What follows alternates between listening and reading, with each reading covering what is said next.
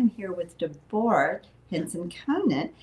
Deborah is a creative, a mentor, a composer, a coach, a terrific creative artist in all arenas. And we both play the harp, and that's why we call this Jung at Harp. And we come together almost every week for a conversation about a question that we have. And we start with a question. So we don't show up with answers, but we show up with a question to explore together and with you. So if you're watching live, hopefully you are on a platform where you can join in the conversation by putting comments into the chat, and then we will see them if the technology gods work in our favor. So, Deborah, would you like to start us off about why we're talking about creative resourcefulness? Yeah, we're talking about creative resourcefulness. It's something that's really interesting to me and it always has been, but especially because I came from a classical background, or didn't come from a classical background, but when I started learning classical music as an adult, I'd come from a folk background where, we make up music and we play it over and over and over again. And when I started classical music, this whole mentality came in of you learn a piece and you get good at that. And as soon as you're good at that, you learn a next piece that's a little bit graded higher, and so on and so forth. And that became this sort of achievement oriented way of looking at creativity, which was great for developing technique. But now that I am teaching creative expression and I'm teaching it to mostly adult harpists who are either returning to the harp after being gone for a long time or starting harp as an adult, I'm noticing that they are stuck in that same way of learning music. And it doesn't really work when you want to be self-expressed. If you learn a piece and you think the piece itself is going to be expressive because you've learned it, it's kind of like thinking that you're going to be able to tell someone you love them by reading a sonnet very, and so I love you, so it's mistaking the notes or the words for self-expression. Whereas in fact, you can use very little technical ability to make a big amount of self-expression. And if you start doing that from the beginning, if you start learning how to be self-expressed from the beginning, then you continue to be self-expressed. But I noticed that a lot of people, myself included, feel that they have no right to be self-expressed unless they're amazing. Like I even noticed that last night. I wanted to start working on love songs, and I was working on one of my favorite love songs, which is from The Music Man, and I couldn't really play it yet, but I wanted to sing it in the way, there were bells on the hill, but I never, whatever, I wanted to sing it like I was, in the musical, but I barely could play it. And I found myself saying, like, you can't do that until you have the ability to do it. You're not allowed to be emotive with it. And yet what I teach is how to be emotive with the thing that you do have, so that you can create a connection, and so that anytime you are playing, you are creating an experience that could be connective or transformative for both the player and the listener. Because that can happen at any level of technical ability if you can be really present and be okay with it being about connection and not perfection. Right. You've said so many things there, and one of the things we all have, but we're born with it, are non-inborn or innate affects. And an affect is a strong emotion with an body activation. So for instance, one of the affects is anger. And we all know what it feels like to really be angry in our body. There's a feeling. Another is joy. We all know what it's like to be joyous. And so our theme for today of what can you do with what you have is we have these basic emotional felt senses in our body. Now, my embodiment circle that's online works to help people be consciously connected to those and to begin to make meaning, life-giving meaning of those, Mm. because unfortunately we live in a culture that tends to shut people down in terms of their emotional expression and tends to cause people to doubt their felt sense. So what you said about often people don't feel they have a right to be self-expressed, because to be self-expressed, you have to be in touch with what I'm going to call your felt sense, which is the emotion, the body sensations, the activations that go with it, your own sense of valuing and the meaning you make of it. You have to be in touch with that. But collectively, that's often socialized out of people.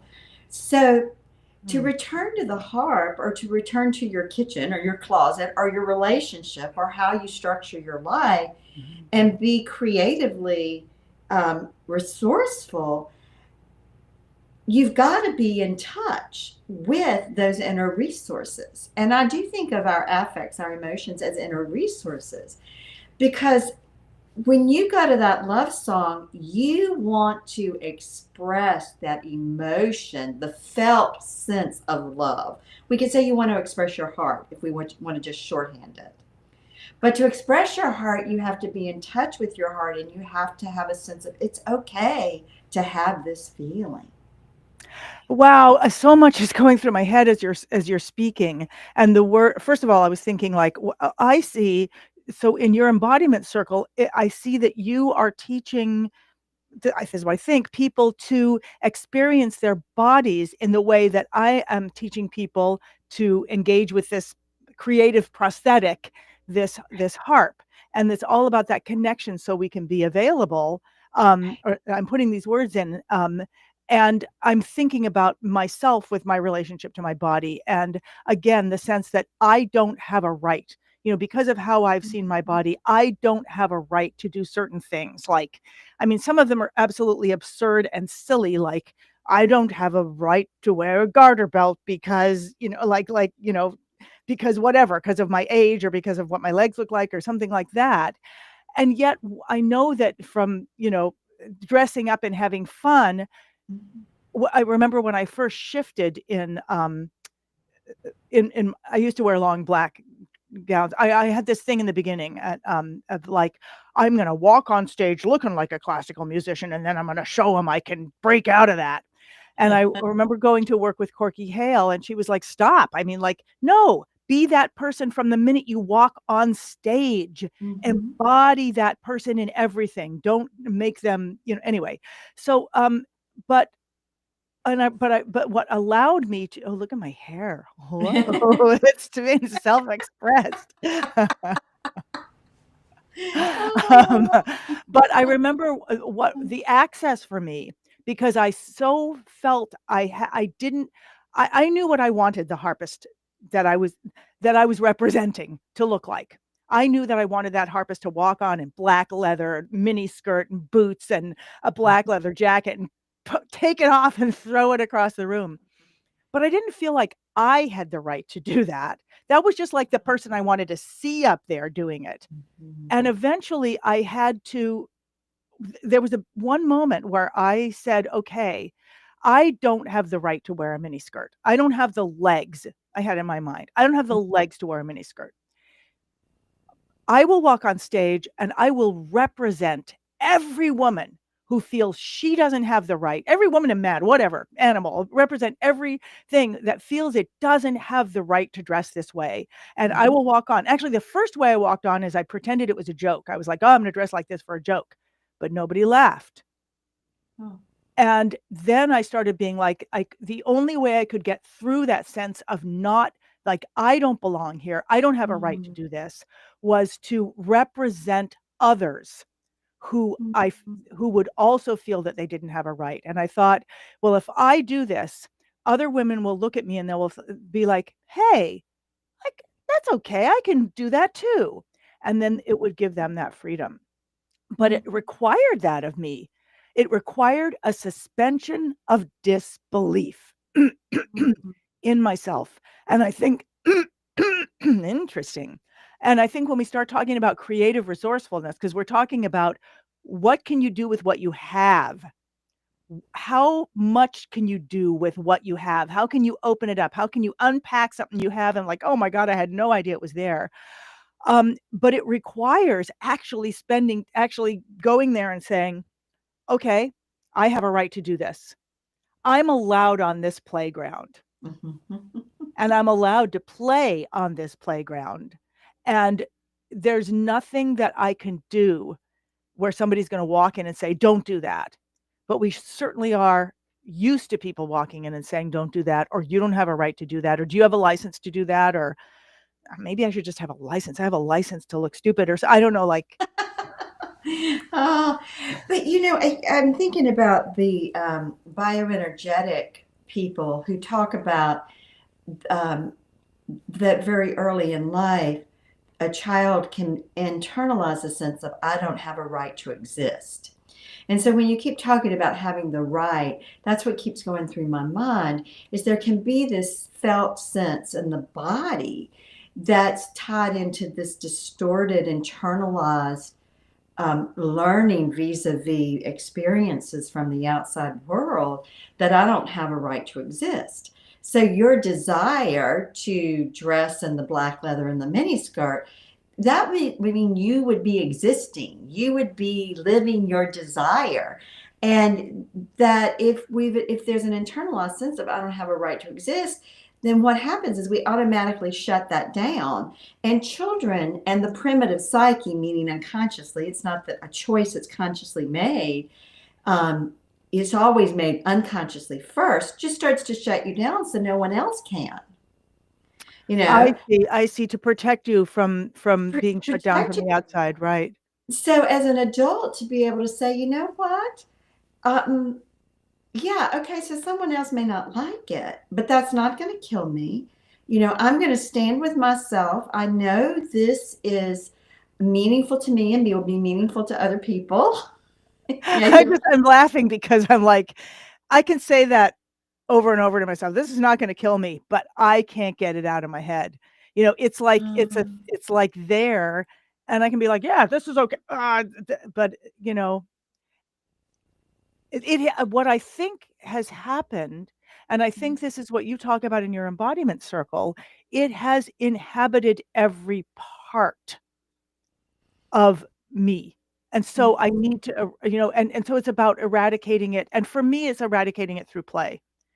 I, I mean, so even to eradicate um, sorry, my brain is bouncing back and forth between myself and what I see in, so let me just give you an example. So it's almost Valentine's Day. And one of the things that I love to teach people how to do is how to make video Valentines or video holiday cards, whatever. And I discovered recently, and it's always the same, you press it and you say, you give a greeting and then you play music and you put it together. But I noticed that people were getting really obsessed about the music part, about getting the music part right. And so I recently created this way in which you can do the whole thing with like someone who'd never played the harp before, but you just, if you set up the harp like this sometimes they call it the angel mode, it lowers the technology barrier to self-expression. And I think that's the big thing, lowering the technology level to self-expression. As I'm saying this, I'm thinking back to my teacher, Tony, who was a mime, but taught something called physical eloquence. And it was all about how do you play with something? And it never had to do with technical ability. It always had to do with how do you play with something. So I loved when I came up with this, like, yeah, so if I want to make a video Valentine for somebody, I'm like, boom. Hi, Kathleen. I wanted to give you a special Valentine from my harp to your heart. I love you, and I hope you have a wonderful, happy Valentine's Day.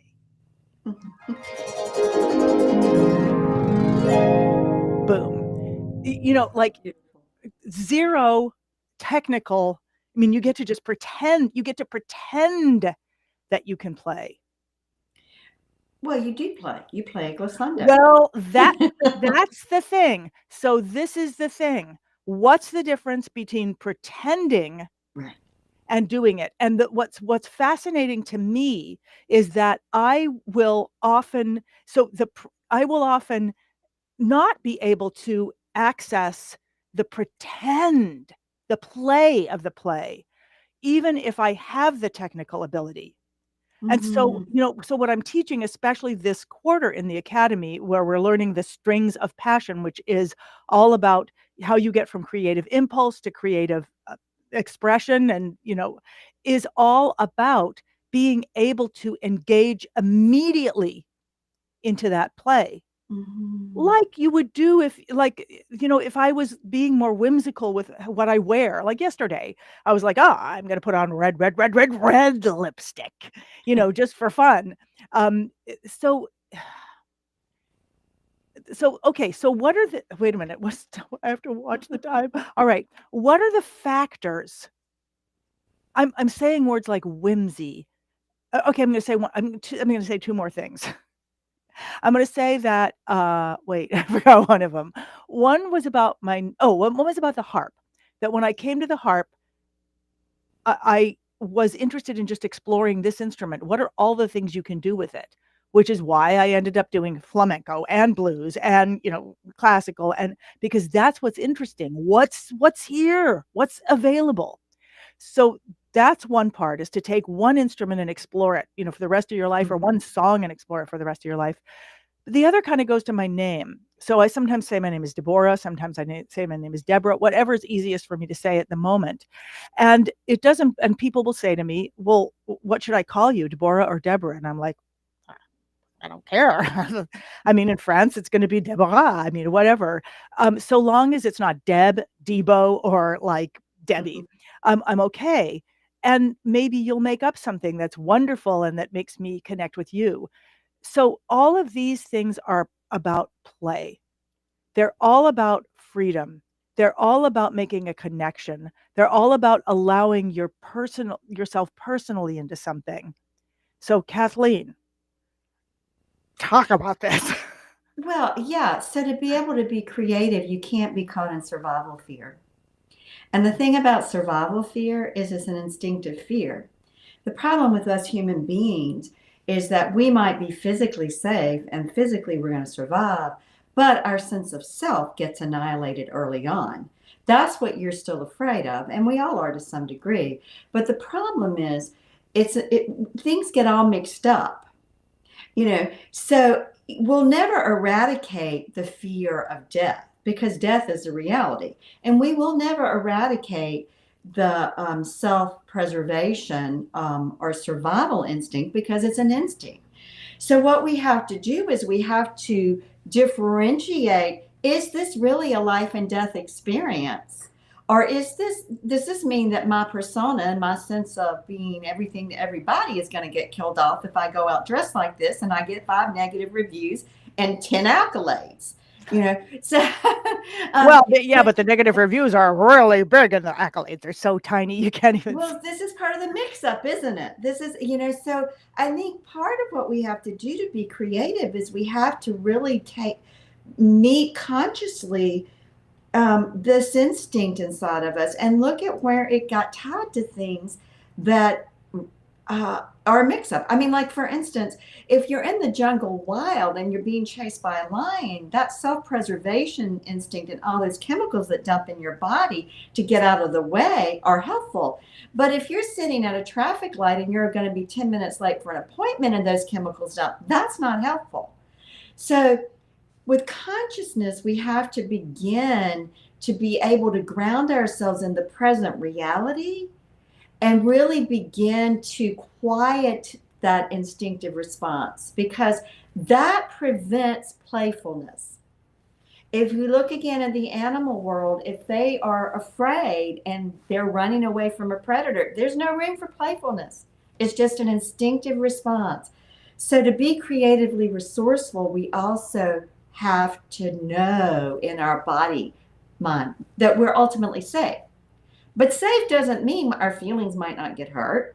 Safe doesn't mean we might not get a bad review. Safe, those things may Yeah. happen.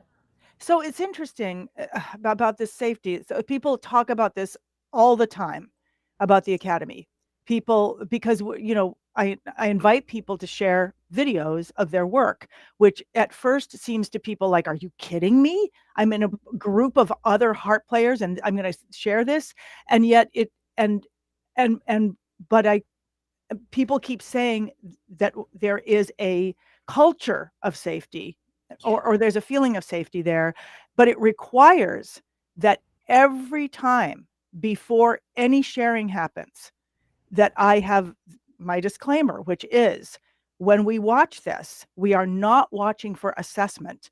You will, this is an opportunity for you to actually practice not assessing, but looking for discovery. And that Mm-hmm. means that if you're thinking, oh, I could have done this better, or I liked it better the way she did it before, or I'm not that good, or gee, oh, if only she hadn't done this, or oh, I wish she'd done all of that. You drop it, and I use an example I got from another workshop where it's like you literally hold this up. This is your assessment brain that's Mm-hmm. always looking, is this better, is this worse, what that is. You just, what does it feel like? Just drop it, and you're going to Mm-hmm. be dropping it over and over and over again, and you're looking for discovery. Mm-hmm. You're looking for discovery. And if you're struggling with that, the next thing you do is you look for something to love. Just look, it'll just help you be able to get access to this. And then you look for, what am I taking to the creative bank? What has this person given me? What's the gift in here that I can take to my creative bank? Mm-hmm. And then you share that Mm-hmm. back with that person. So it's a completely different type of looking at people. And eventually, if you practice it enough, you will be able to look at yourself this way. Mm-hmm. And Mm-hmm. but that's such a deeply important part of the academy, and because otherwise, forget it. There's That's no way we can share. that's And right. I was just say that I was experimenting with a new thing I want to try, authentic social media expression. Um, anyway, that's another whole story, but I was practicing it and practicing at night, doing social media posts I will never send to myself. And I shared it with a girlfriend, and she started to say something like, well, I really like it when you're on social media and you do that. And I was like, stop, stop, stop, stop, stop, stop, stop, stop. Don't go any further. If you say anything more, this whole thing is going to die. It will go underground. I will not be able to access it. So just stop right there. But I had to create that because I knew that I was just about, Yeah. the whole thing was going to just. No, I get it. I mean, it, there is that power, of that we give the other to wipe us out because there's still a part of us that wipes us out, you know. And Right, so, and in this case, you did what you needed to do to take care of right, yourself, to say no. It's kind of like she was going to say the thing that would push the button to set off the right, nuclear explosion right, inside. And so right, you're like, don't right. push the button, you know? And we need that. I mean, we really need to know those buttons in us, and we Right, need to right. know what'll trigger them, and we need to say, no, don't push the button. I mean, we really do, because creative resourcefulness has to be protected. I mean, when we talk about safety and you're talking about the container you created, and we have to create that. And we have to start by creating that inside of ourselves. And for me, again, that starts with the most fundamental, making space and acceptance for what goes on inside of our bodies, our body sensations, our emotions, our affects, all of those things that just come up automatically. We have to make space for those and begin to find a way to be in dialogue with it, so that it doesn't end up just creating something that's distorted.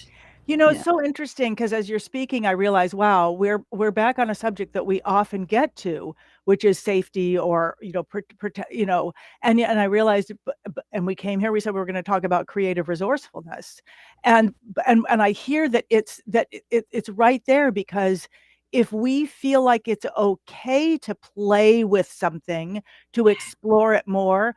So I went to a holiday party, and it was a singing party, and they would give us music and we would sing it, and then I was like, let's do it again, let's do the same song again. But they were like, just went to a next song and next song and next song, and I was like, why are we going to a next song when we didn't even use all of the song that we had? Like, we could have had so much more fun with this song. We could have just gotten really fun with it. We could have, I don't know. And I think that there's something here that I want to teach with people, because I have it that any song I've learned in my life, if I loved it, it is now a friend for life. It could go anywhere. It could become a story. It could become a whole play. I might discover new ways of exploring it. I might suddenly add a scat section to it. I mean, I don't know what's going to happen to it. But if any one song, it's like magic. It is like magic, because there's no end to it. Oh my goodness, I have to plug my thing in. Yeah, but you're saying something I think that's really important, because we started off about creative resourcefulness and quickly moved to the question of, so okay, what can I do with what I have? And Right. what you're talking about is exploring and playing. And again, playing is a natural instinct. And the psychoanalyst Winnicott, who was a pediatrician before he became a psychoanalyst, talks a lot about the importance of play. And you wanted to play with the music. My husband John is Right. the same way. If I sit down and play something one time and then move on to another song, he says, wait, play it again. I mean, he is a folk musician, and of that tradition, you play it and you play it, and again you keep playing with it and Right. seeing what Right. emerges from it, and Right. what it Right. wants to, what creative begins to happen in the process of play. But if you just go through it one time, and so slowing down and being willing to play with, whether it's playing with the song at the harp or playing with the felt sense that's coming up in our body, but we quickly want to put it in its place, whatever that means, dismiss it, and go to the next thing. And I often also think about, John sometimes talks about how one of his mentors, Pete Sutherland, used to talk about people who were tune hounds, that instead of really learning the music and what you said, making it a friend for life, they just want to learn a tune, move to the next one, learn a tune, move to Right. and how important it is to be able to play with the tune in order to integrate it. The same thing again in terms of embodiment and consciousness. We have to slow down to play with that body sensation, that image that seemingly comes out of nowhere, but was triggered by this body sensation and feeling. So I know we're coming to the end, and I'm thinking, okay, how do we put this into practice? And I'm realizing in the strings of passion, which is what I'm teaching this quarter, there's the first string is impulse, then there's structure, there's character, there's roles, and then there's practices and practicing. And I think we can get stuck in practicing to get something right. But when you take on a practice, you take on the practice of doing something to let it get to you. And because we're so unused to playing with things, I find myself often saying to somebody was asking yesterday about how to play blues, but she has a harp and it only is like has this many strings, and what are we going to do with it? And so I was saying, okay, here's something here, something like it. I can't remember exactly what it is. Okay, something anyway.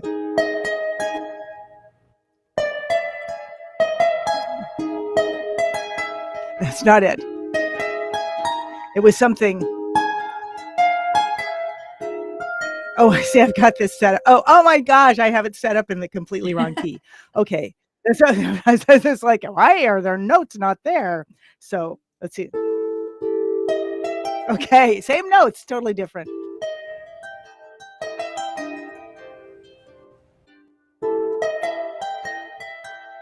And I just said, do this over and over again.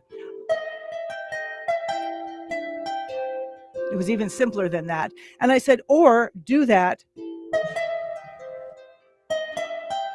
and then something else. And again. So going back, but putting on a timer so that you can get the most, and this is really just like one chord and then another chord, but it would allow you to take the resource that you have, play with it by putting it into a practice. Yeah. So that, I love that you said the word resource. Take the resource you have and put it into a practice. And so Mm. I would like to circle back and kind of as a landing point to end and maybe a launch pad for next time is being willing to play with our resources instead of dismiss, demean, belittle. Play with our resources. What's already there? What's already there? And there's the world is filled with self-help programs that will say you're going to get something. And my whole thing about embodiment is it's already there. You've just got to start listening to what's there. You've got to connect with what's there. And what you're teaching people with the heart is the self-expression is already there. The heart becomes a part of you. Right, and it becomes a catalyst, it becomes a conduit for that. It just becomes a way for you to express or a way to shut down, and that's Right.